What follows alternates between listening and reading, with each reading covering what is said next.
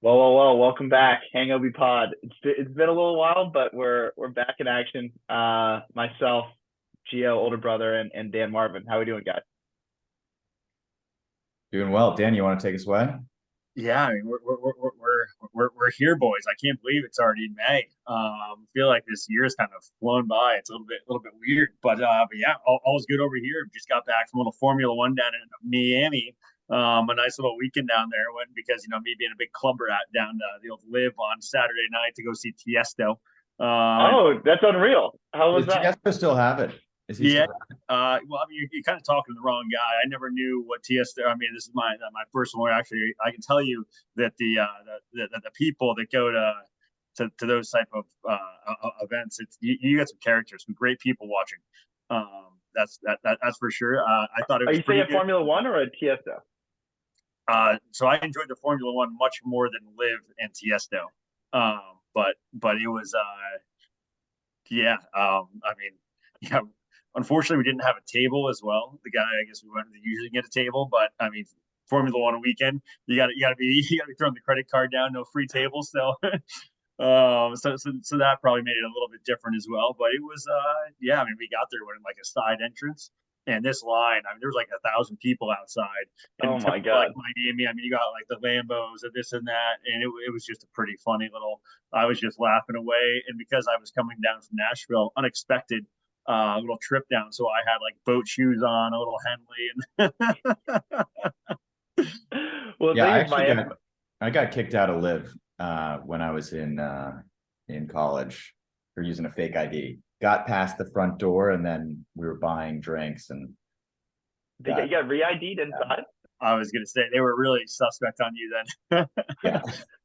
They definitely had you marked. They like made you give the guy outside $20 to get you in to get the $20, and they're like, yeah, when that guy goes up there, just kick him out. You and Armstrong probably looked like you were 18 years old. Yeah, exactly. Exactly. No, the funny thing about Miami too is like it's one of the most showy places out there. Everybody's got like, you know, like Oh yeah. spends more money on their car than their house. But when you have Formula One there, it's just going to Oh, be it it's like was 10x that what it usually is. so I mean, this weekend, I know we got to get to Geo here for the intro, so I'll be quick. But yeah, so you had Knicks playing at Miami Saturday night. Sunday night, you had the Panthers hosting Toronto, and then Sunday you also had Formula One, which had 280,000 people at the race. So it Oof. was like this perfect storm down there. But yeah, and I mean, Miami does love to put on a little bit of a show, and you just get people coming out. I don't even know where this money comes from, but it was kind of like not nonstop out there. So that was the weekend over here. How about you, El Capitan? Wait. One last quick question, Dan. So what is it like when Formula One's through a city? Do they block off most of the city and they're racing on the street? Yeah, so it's out by where the football stadium is. So like where the Dolphins play. So I mean it's blocked off in the sense, but like a lot of it is now. I think that like they kind of like I think it's kind of like a track now because they signed an agreement. So I know they redid it. I don't know if like I don't think you can really drive on. I'm sure there's probably some parts of it you can drive on, but it's a little bit kind of tucked away on the outskirts, probably like 25 minutes outside of like Miami downtown Bricklish area. Oh, nice. And so So everybody goes it out goes like there. around the concert, and they have like they like set up grandstands and stuff. I mean, but like it was kind of a pain in the ass to go. I mean, they had a few places where you could get beers, but it was more kind of people just sitting there and selling them out. I saw like two cocktail places that had about 500 people in line. So like there was a few things on that. It's not like going to a stadium type. It's a lot more kind of pop up ish. Uh, Hmm. but I'm not gonna lie, I've never been before. It was very impressive. You see these guys coming around that first lap. I mean, the first 5 laps, every time I just get goosebumps. They are absolutely flying. Wow. Yeah, the noise is pretty intense, huh? Oh, the noise! You get the burnt rubber, the noise. It's like all the senses at once. Looking out there on the screen, some rockets down there wearing no clothing too. Yeah, you get all the senses going, and we were right in the corner. So like they came around the corner, and we were right where all the passing happened. So they just come through and just straight acceleration right on the burnt rubber, and you just sit there and it's like, oh Did man. you were you gambling? You have someone on? I was going to, and actually I was going to put money on Max, who ended up winning because he got screwed on qualifying and came in at ninth. So I was going to because he was only, I think he was plus 130 starting from ninth. But I figured that I should just enjoy the experience, and not do it because I lost money the day before betting the ponies on the Derby. Mage. I don't even know where that. No, actually, our mom, she texted me a minute, like, a couple hours before the race. She's like, "This horse Mage looks like it's gonna win." She just, called it on site. If this is a true story and that did not make it to the group chat, then that is unforgivable. Yeah, she just called it on site. I was like, she's a horse whisperer. I can't believe you let this one sit. No, I bet on King's Barnes with because it was the coronation. I don't know. My grandmother tells me to put $20 down on a horse every year, and I always lose. So at this point, she owes me like at least. Never seeing that from grandma. No, never seen it from grandma. But anyway, my last couple weeks have been, April was pretty crazy. I had went down to South Carolina with you guys. Then the weekend after went to Lima with Conrad. Visited the cousins. So 2 red eyes there, kind of fly red eye in, red eye back. So you have to really know how to sleep on a plane. Double whammy. I have not perfected that skill. No. So, and then, the last weekend in April, I had a bachelor party in London, which was awesome, but definitely took the wind out of me. We did a pub crawl actually, which was pretty fun because well, that's all you do over there. Well, it's like, this is real pubs. Like they're like 500 years old. I mean, it's amazing. And you get it was actually a nice day there, which is very rare. So you have the beer, you go outside, and we had these just was it a formal one or casual? Was somebody organized the crawl or you guys just crawled? It was organized by one of the guys. It wasn't okay. But the one of the best man made these t-shirts that were the worst color. Oh, I love that. Green, these awful neon green ones that just said Carl's Stag Party and Helvetica or whatever, the most basic Arial. It was probably an Arial, just and they loved us there. The English mates love a good stag party. Well, is it throwing stag on there versus bachelor? Very smart. A little bit of showing you're into the local culture. Yeah, we were getting drinks. Everybody was telling us stories about their ones, and it was fun. So it was definitely a good time. But the last week, I've been drinking a lot of Hangobi and getting my health back. Yeah. After a really aggressive start to the year. Yeah, you gotta ebbs and flows, yin and yang. Yeah, so I'm feeling good now. And Conrad and I last night had a nice victory. So I'll toss it over to Conrad.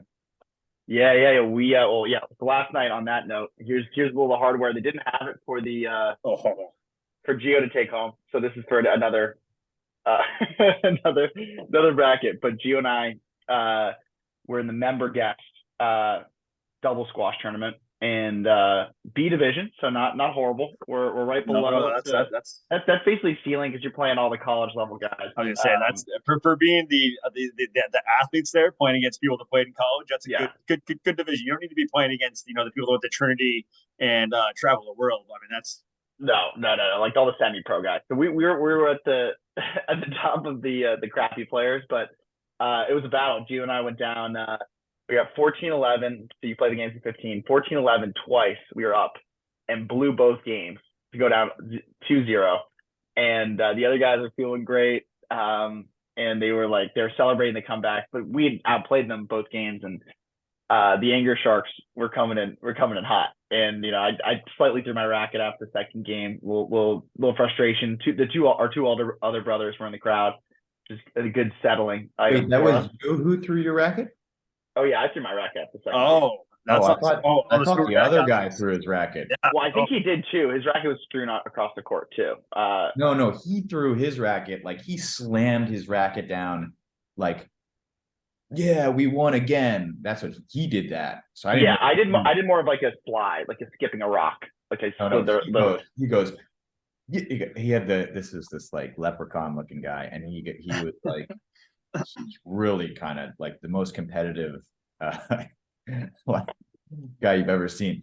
and he was freaking out the whole game. And then he goes, "Come on, Peter." Peter was his like, his partner. "Come on, Peter," and threw his racket down to celebrate winning the second game. And so we came. Smashing a racket after you win when there's still more games to be played. Oh, it was total psycho move. And yeah, total psycho. but we could have collapsed there and just gotten mad at each other. So well, I feel like knowing you two and being athletes and the competitive juices, like what an idiot. The only like I was watching a clip earlier of Michael Jordan, and there was this guy that he was telling a story when Michael Jordan was 4 for 16, couldn't make a shot, and they were losing, and a guy makes it, and then the guy basically turned to Michael and is like, "Don't got it tonight, do you, Michael? Don't got it tonight." And Michael walks up, checks himself in, scores 24 points in the last 10 minutes to win. It's like I feel like that's kind of if you're winning in a game like squash and then you slam your racket going, "Come on," like you're just asking to get. I feel like I'd go out. I'd have a heart attack getting every ball, trying to not lose to a. I appreciate you comparing our B squash doubles to Michael Jordan, but yeah, a very accurate comparison. Yeah, exactly. I thought that on Thursday, that's what you needed coming in the weekend here. End of the week, a little bit of MJ reference, all of a sudden feeling good and dangerous coming in.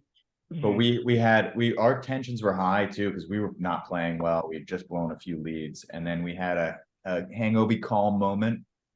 Stayed cool and collected, and then dominated them after that. And the last game we crushed them. It was like 15-5 or something, and they were very, very salty. Like the sportsmanship level was for a club game was just really. I thought we were playing Armstrong or something. I was gonna say we're watching the NHL where like guys are getting into fights and 75 stitches can go through and shake hands, but a little fucking game of squash and not even a shake hands. Oh yeah, that's pretty poor.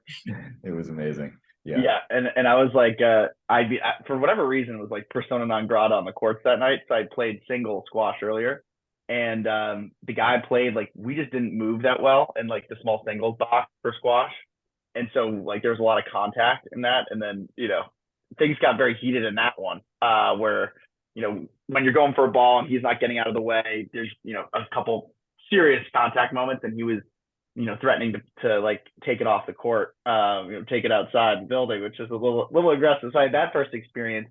And then we had he actually asked you if you want to go fight outside. Like, if you keep on doing this, like we're gonna have a problem. Like kind of thing. Like we're gonna have a problem outside the court. He was half my size, but like, but he was like, we both were like, we're both doing something wrong here, but. So that was happening. So like I felt like my squash etiquette, which I think is usually pretty good, was shitty. And then we go into this next game, and then the guy I'm playing is a truck. He's massive, and he stands in front of me the whole match too, and like blocking me. And so then there were a couple of times where I ran into him because he was genuinely in the way, and then he's like throwing his hands up like, "Not cool, man." So I had to apologize to him. And then so I'm having like that's 2 infractions. So 2 people I played, and then the third guy, so I touched every guy. A ball came around and he was supposed to get out of the way because he was in front of me when I was hitting the ball, and he doesn't get out of the way, and I thought he got out of the way, so I hit the ball, graze his shoulder, and he throws his hands up like this, like, and then apparently said that Gio overheard him. He's like, "I haven't been hit all season," so he's making all these complaints. So you were just making a scene out there. Three people was mixing it up. Only the 3 people I played that night, so it was 100% on mixing it up. Wait, this was last night? I thought last night was doubles. So this was singles? This was singles. I played an hour and a half, 2 hours before the double. This guy, when he got hit, it was a lot of Hangobi strength. I was just bodying with Hangobi. It was too easy. When this guy got hit though, like you're supposed to get out of the way. Yeah. And the ball came over the back, hit the back wall, and then Conrad hit a rail, which is you're never supposed to hit someone. But the guy, like, I think because he was so out of position, like he just wanted him to call a lead or something. So he just stayed there. Yeah. Just got no movement. Yeah. It was completely his fault too. Like, yeah. However, that is amazing that you went 3 for 3 in singles match. 3 people you played, and basically everybody's. Conrad's going to show up. My God. I was going to say he's going to show up on Friday. He's got 4 letters waiting for him. Oh yeah. Hopefully that doesn't go to the top. But then the fun thing is, so then we got in their heads in game 3 because those things were happening, the contacts, and I hit him in game 3, I think. And then every other play they'd be like, we got one or two lucky frames, but I'd say 90% were like legitimate shots that just were better than they were. And they would be like, classic, classic. They're in that mode where like everything is lucky kind of shot, like, and it just got so excessive to the point where they're just shaking their heads every single point, like, can't believe this is happening. Like, just our luck. I'm like, dude, we're better than you guys are. That's why you're losing. So we totally got in their head, smashed them the last 3 games and pulled it out 3-2. So Gio will be getting one of these puppies. Just hopefully not a massive delay. Yeah, I mean, supply chain issues. It's fine. But I do love that you were basically like a politician today, or at that, as just having to apologize everywhere, just getting like the Q&A out there. Sorry. The that is great. Yeah, it was quite the night. So that was fun. And then Q and I went down to Peru, which was epic. Did a little triathlon down there and significantly burned myself yet again. So I got forearm burns this time and quad burns. I basically on the bike ride. On the bike ride, I had a long sleeve, but I like thought that I covered my whole wrist, but I apparently had it rolled up into here. So got the whole top of my wrist burned, and then I've never had to put suntan lotion on my legs, and this time I got clean burn lines across my thighs. So that was not good. So that's how high up are you? What is it, like 7,000 feet or? It's no. So that's like it's on the water. It's on the water, sea level. Oh, okay, I didn't know if you were going up. 7,000 feet, bro. What are you doing? I mean, we're not racing at the top of the Andes. We're not in Peru here. We're not in Machu you were in Picchu. Peru, first of all. We're not lapping Machu Picchu here, bro. Well, I mean, you never know. I didn't know if you wanted to go back a little, little history race over here or something like that. I didn't see the layout, but. All right. Well, no wonder you completed it, you pussy. You would have to go down to Peru and race at sea level. But the nice thing is, then I got roasted. But then our uncle, who lives down there, and who we stayed with, which was pretty awesome, he had a real aloe plant. So I was slicing up the aloe plant, dumping that all over the body. It was actually a real aloe experience, first time ever, which was huge. A lot better than the store bought. So you drink it because you like that. It's also really good. I don't know if you can drink it right from the plant, but I know that you can drink. It's like aloe waters and stuff like that. It's like really rehydrates like the shit. Is that what you do with the aloe bottles at like CVS? No. This is what happens when you've been spending too much time down in like that. He's like, Dan's like, have you had the latest version of aloe? It's really good. Have a shot. I'll look it up. I'm gonna send it after. Yeah, this is what happens when you're spending too much down in Miami with the yoga chicks, because they drink it and but it's like there's stuff floating in there and stuff. I was not a fan. The Hangobi or the water.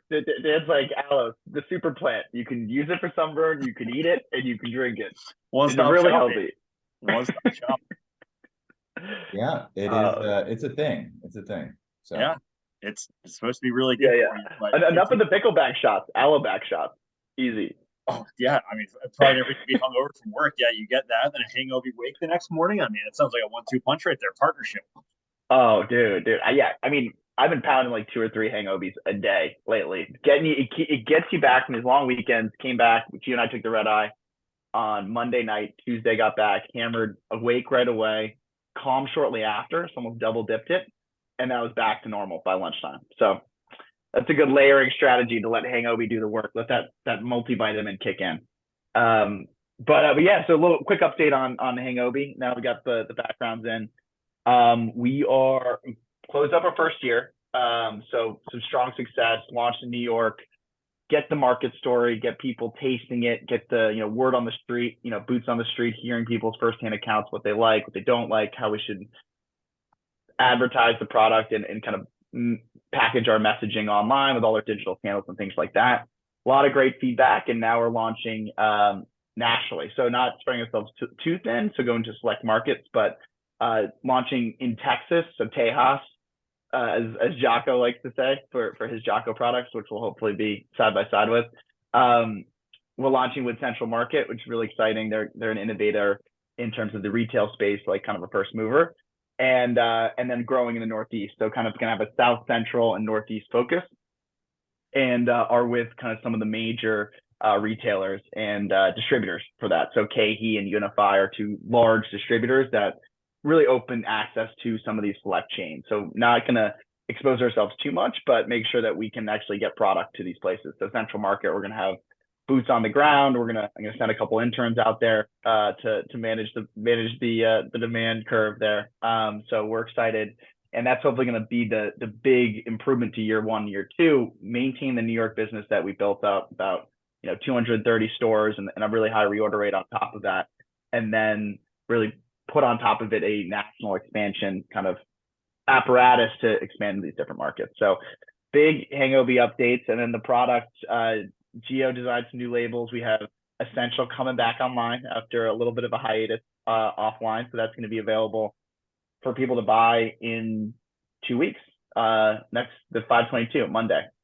So everybody should be, we'll kind of unlock that in the website, advertise for that again. New label, adding a little bit of the, we had to get rid of the little paragraph, though I like it, calling out the ingredients a little bit more.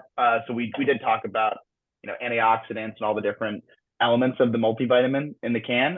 But I think a lot of the people also want to know what type of ingredient it is, like lion's mane, for instance, as our adaptogen. So we called that out, some nice tweaks to the front and designs as well. So new cans and Essentials back, baby. So we're cruising. This is very exciting. I do love the Essential. It was a little, felt like I was missing something here the last few. And just throwing it out here, spitballing from the hip. Now that you know all about the aloe vera and you got to be rubbing it on the old sunburn out there, we might need to have again, I'm not the scientist here or the drink person. However, might need to look into getting a little aloe involved in one of these, maybe can number 4, can number 5. I think we're going to start looking at expansion opportunities with aloe. Yeah, with aloe. Yeah. What does it taste like, aloe? Well, so the flavor is not bad. The problem is the ones you got or that I had down in Miami. It's chunky. Like they just fucking put this thing in the blender, and then you take a sip, and if you're not ready for it, all of a sudden you're like, whoa. But maybe that was a personal problem. But it was. I think that might have been a personal problem. I think what we need here though is we want that Peruvian aloe. I think we got to get work a deal out with the uncle here. Like all of a sudden, that's what you want. That sells right there. Aloe from the Deacons, boom. Yeah. And then we can have a little. I got something to show you. Look at that. I don't even know what they come to sell. Oh, you can't see it. Damn it. There's a guy. Your screen's on blurry. There's a guy on those scooters with 2 wheels coming up the driveway up in New Hampshire here. I don't know what he's trying to sell, but that's a tough look. He's a door-to-door salesman? I don't know. Jehovah's Witness. You guys, so. That's what we do for Hangobi. We make you hit retailers door-to-door. Just that's go up, throw some cans on the shelf. Yeah, you might want to fire the BB gun a few times. Tell them to scram. Yeah, exactly. We got a few different levels. The one just to scare them off. Wait! But you didn't answer what the flavor was for aloe. If I'm going to consider this product expansion, I need to know what does it taste like. I'll bring one to you when we meet up for Memorial Day weekend. But if you were to compare it to something, is it like lemon? Like what is No, it's lime-ish? It's not acid. It's like a light fruit without a lot of flavor. Again, passion I just remember. Fruit? No, not a passion. I just remember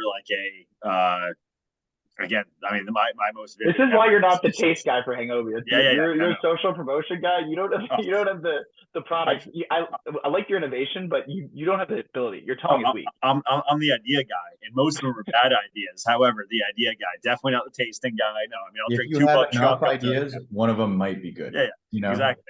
Even a broken clock strike twice a day. But Dan, another thing about that, in Peru, they have all these because it's close to the Amazon. They have all these crazy fruits that are awesome. Oh yeah. That taste so good. There's one that's it's kind of the outside's almost like a pineapple. It's got spikes and stuff. The inside is a white watermelon. So it's got big seeds, black seeds, and then it's white watermelon. It's amazing. I don't even know what it's called, but what I say, and it's actually grown the way it's supposed to be, and it has been, so it's probably so nutritional too and healthy. That's the one thing I will say about food in America. And you have a tomato from the grocery store, tastes like shit, no value add. Then you have that real homemade tomato, on the sandwich, BLT. That's what you need. And so I can only imagine the fruit down there. fresh off the vine, Peruvian. Oh, jealous. Yeah. No, but the funny thing about Peru though is it's very very Spanish speaking, and they don't have any kind of English to support it. So you really gotta be able to get your way around just like the Spanish, and we have no background in that. At least I don't, and my French skills have dwindled significantly. So I'm basically can only speak English. But I was down there and I got dropped off, and like Gio was with my uncle, and they were gonna go get some stuff for lunch that day, and I needed to grab some just more like basic like food for just bulking up for the event that was on Sunday, and they dropped me off outside this like really dope like restaurant shop that had like kind of mini burgers and things like that. Not a lick of it was in English, so I was like just pointing at the menu like I'll have that one, Yep. that one, and no one spoke English, so it was a purely hand motion ordering clothes, which led to some surprising sandwiches, all of which I had no idea. I just had to crack the box and was like, all right, this is what we're going with. Yeah, I remember Gio and I had a little bit of that, like when you're on the street in Mexico City. But honestly, down in Miami, when I was at this nightclub 2 weekends ago called like Miami, I honestly felt like I was in a foreign country because English was definitely not the number one language spoken there. And we go to, I was with our buddy Terry who lives down there who has like friends, and it's like, yeah, like we have this, we got it's a friend's birthday. They got a table, gonna be like bottles. Like, yeah, well, I got nothing else better to do. But I was coming from more like the sports bar, watching the game, so I had a Henley on and like the backwards little hat on. But it was like a nice little going out hat, little trucker hat. And we get there, and the guys, he's like, no hat. I was like, and I look around, and we got, let's just say, some of the outfits. I would be much more worried or question those versus my hat, which I made a comment about. But it didn't change anything, so I had to leave my hat behind. Then we go in, but yeah, it was a heavy Central and South American population, and then Danny and Terry, and I did get my hat back though, so I was happy about that. But there was one very attractive girl that I said a few words to, and then there you go. Espanol? No. So we had a little laugh. Well, I'm sure that's why she rejected you. Because I was gonna say, because it wasn't the language barrier. It was. It was just the language barrier. It wasn't you. It definitely wasn't you. Which I appreciated that she lied to me. She could have come in for the jugular and said a lot of different things, gave me the old up and down. Well, but no, Dan, Espanol. you might want to get on Duolingo, and I might want to as well, because we're going to be going to Spain in a month or so. So yeah, 6 weeks. 6 weeks to become fluent in Spanish. Crazier things have been done. No, you don't need to become fluent. Just get the quick hit tagline. So you keep the conversation within the boundaries you want it. A couple one-liners and a couple of jokes. I think instead of podcasts, we'll just get the Rosetta Stone going up here to fall asleep too. Oh, just do straight as Moses. just listen to Spanish. Before gotta be a way to learn. I'll be dreaming. I need like a little matrix, like plug me in all of a sudden, wake up all of a sudden. You need Elon Musk's Neuralink for Spanish. Just like upload, put the USB port right here. Well, there is actually, my buddy got it for Christmas. There's this app that like you can talk in, or it's like a little device, and you can basically program it. So yeah, what you say, it shoots out what you're supposed to say in Spanish, and it has like 40 different languages. So maybe I got to just look into that. Just cheat, especially my little wires. I'll have one wire in and.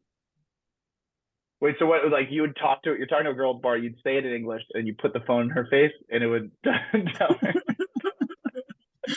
Very romantic. Hey, listen. Yeah. Not the smoothest thing. Shove the phone in her face. You have to be really good with like very deliberate with your lines. You can't have like touch and go conversation. You have to have like one really good sentence, and then. Yeah. So now that you say it like that's not that's not a strength. So yeah, back to the drawing board. We are. Elon, come on now. You guys got to get the TAMs up if you're going to fit in Spain. That's going to be. You guys are going to stick out. You're going to be like Casper over there. Actually, I got some. You can't see it over. Well, I got some sun down. You don't have a layer. Don't even try to push it. Well, you got nothing. The old English ancestry, yes, does not come through like the conquistadors or something like that. However, We got a little bit of sun, got some sun out there for Formula One, and makes me quite happy to see that the mid caps. When I take the mid caps off, we have a tan line, real bro tan line, and the other day when I was running the Lax Penny down there, realized we had the Polo tan line as well. So you know what? It's we have a few lines. It's not much to work with, but it's a start.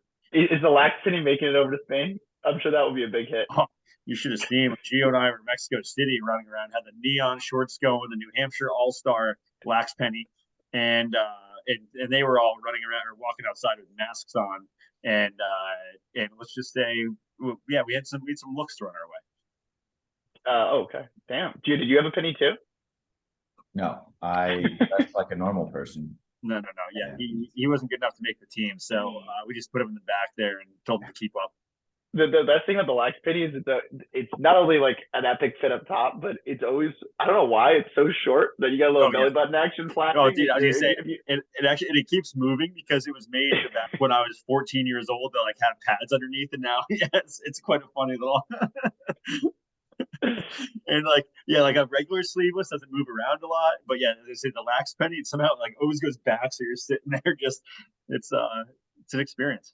But you know it's great. You got to get that vitamin D. Got to get that vitamin D. Oh well, Dan, we only have a couple more minutes. We need the sports take. Rangers got bounced. We got Knicks in the playoffs still. Game 6 tomorrow night against Miami. What else we got going on in the hockey and basketball world? Oh, it's tough. Basketball right now is an absolute dumpster fire. Two teams I absolutely despise. We have the Lakers playing Golden State. I just want them both to lose and then both be out. But unfortunately, I guess one has to go through. I kind of want the Golden State right now. Yeah, I mean, Steph's cooler than LeBron. Oh yeah. So I mean, gun to the head, I want the Golden State to win that game and then lose the next one. Other game, we have Denver, who's up 3-2, playing Arizona tonight. Would love rooting for Denver, the underdog here. I just can't stand Chris Paul on that one. But honestly, I haven't really been watching much in the NBA front. The NBA versus Stanley Cups is so goddamn different. I mean, these guys are so soft. Last night, I was watching a little bit, 'cause I had some money on it, and AD on the Lakers took like a little bit of a brush to the head, and then they're like, oh, like concussion protocol. They were taking him off in a wheelchair. And then in like the NHL, you look over and a guy has like 75 stitches. He's spitting blood out when he comes back to play. People getting hit in the face a lot. Like there's a lot of guys with the cage on and like get pucks to the face. And I will say, I feel like this playoffs has been physical. Yeah, I mean there's like some big hits out there, and I feel like some very different styles. And I mean, gonna probably piss off all the Toronto viewers out there, which I know we have many. But yeah, I would love to see the Maple Leafs lose. I actually had money last night on the Panthers sweeping them 4-0. But I will be. No wonder they lost. Yeah, seriously, I didn't touch the first 3 games. So and the Devils, honestly, the Devils haven't looked very good. I mean, the Rangers looked like a peewee team. I have no idea what happened out there. I can't believe we lost. And now the Hurricanes are missing their 3 best players and dumping the Devils. So I'm the Canes in that series. And I'm not a Canes fan at all, but it's kind of been satisfying rooting. Yeah, but also Hartford Whalers, you know, I mean, RIP. Yeah, Whalers down to Carolina. They just wanted to take their talents a little south. True. That would be actually, now that I'm thinking about it, you could have the Panthers playing the Hurricanes and potentially Dallas coming through right now. I mean, the Kraken have been absolutely crazy, but you could have 3, I mean, Southern teams as the Final 4, and then who the hell are we anti-Edmonton? What's the story there? What's going on with the? I feel like people love them. Like Draisaitl and McDavid are playing. Who are they playing right now? Golden Knights, Vegas. Oh yeah. Yeah. I mean, I don't really know in that series. Like I like Draisaitl, I like McDavid, but yeah, same. I find myself rooting for Vegas. I don't know why, but yes, I it's a gut thing. Yeah, I don't have a good reason.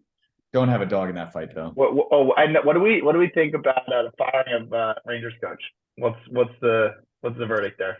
Modern day sports, it's not his fault. It was the player's fault. But when you have your top 6 players making that much money and they all have no trade clauses, you got to do something, right? Well, I thought what was funny was, it's not funny because the guys let go, but it was a mutual decision, where it was like, best for both parties. That's how they framed it. I was like, Yeah, I mean, whoever's on the PR team say got that. Yeah, say a that's nice, also how you did that pretty frame it. well. I was gonna say that's how you frame it when you let somebody go too. Like, yeah, it wasn't performance related. Yeah. So, but But Galan yeah, was we'll see. he was a great coach for us. I thought he did a great job. Yeah, I mean, Yeah, he yeah. actually hosted Vegas too. I mean, he crushed it his first few years and then got thrown to the wolves, and he just seems to always, after kind of year 2 or 3, for whatever reason. He'll land again. I mean, there's just it's such a carousel that like. Yeah, maybe he goes to Blackhawks, gets Bedard. Who knows? Yeah, talk about it. I mean, what do we think? I guess final thing, I'll throw it to you two. We think a little rigging going on here. I hope so. I mean, it's just too funny of a story, but in reality, probably not. I mean, it probably didn't happen, but in reality, they should totally do that. Like rigging it makes perfect sense. If you're like a market like Chicago versus like makes sense. Yeah. All right, guys, we're up against it, but great to connect again. And big things coming up. I would say maybe a little live. Great pod, and we'll get this one out faster than we have previously, so it's more time appropriate. And maybe we should do for the massive audience. Little live pod Memorial Day weekend. Yeah, we got a golf tournament next week too. So golf tournament next week, and then the live pod Memorial Day. All right, guys. All right, gents. Be well.